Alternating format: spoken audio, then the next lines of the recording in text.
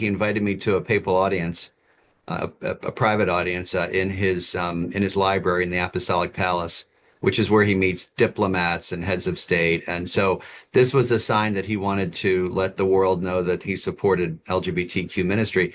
Honestly, it was overwhelming. But I felt really at peace and kind of calm. I was surprised, Paul. It was, like going out, with you for dinner. I was kind of relaxed. And I think one of the reasons was he's so warm and friendly and funny.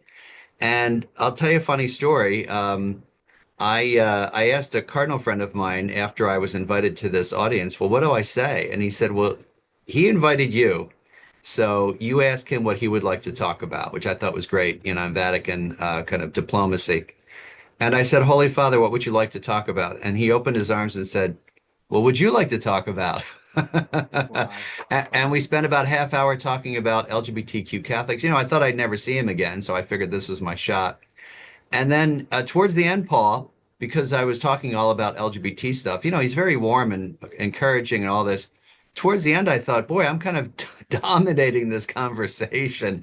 Maybe he would like to talk about something else. And so I said, Holy Father, is there anything I can do for you? Meaning like, would you like to talk about the American Church or the Jesuits or whatever? And he said, yes, you can continue this ministry in peace. That's what you can do for me. So it was really powerful. And I felt that as a kind of, it's almost like a mission from the Pope.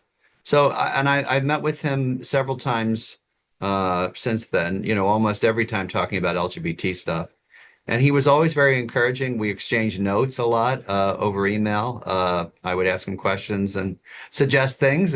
Some he would say yes to, some he would say no to. But we had a very, I wasn't his best friend and I didn't know him as well as many others, but, we had a really friendly relationship.